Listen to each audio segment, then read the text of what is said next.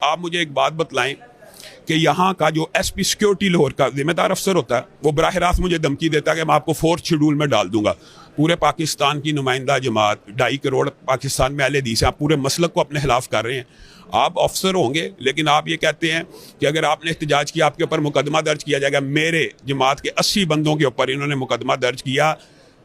ASP शहर बानो साहिबा ने मुझे कॉल किया, आपके कुछ लोग हैं, आप उनको कॉल करें, एहतजाज बंद करें। मैंने उनकी एक कॉल के पर उनको कहा कि आप एहतजाज बंद करें और इनसे मुज़ाकरात करें। मुज़ाकराती टीम बनाई गई। उन 5 अफराद, ये सफारती तारीख में कभी नहीं हुआ, जो मुज़ाकराती टीम के अफराद थे उनके ऊपर भी मुकदमा दर्ज कर दिया गया। वो एहतजाज में शामिल भी नहीं, वो मुज़ाकरात करने के लिए आए थे। तो हम ये समझते हैं कि एसपी सिक्योरिटी अब्दुल वहाब साहब और DIG साहिब जो है इस टाइम निहायत मुतअस्सिबाना फैसले कर रहे हैं। 2 शहर पसंद हैं, उनके इशारों के ऊपर इस टाइम हर अहले हदीस मस्जिद को सील करने के दर के ऊपर हैं।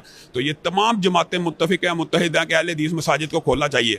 और आपको अक्सा के हवाले से इस बात का इल्म है कि मस्जिद अक्सा की जंग पूरे मुसलमान लड़ रहे हैं। हम लाहौर के अंदर अपनी मसाजिद को अगर हमला उसके ऊपर पर्चा नहीं कटवा रहे तो हमारे लिए तो आपने यहाँ पर ही फ़लस्तीन बना दिया है।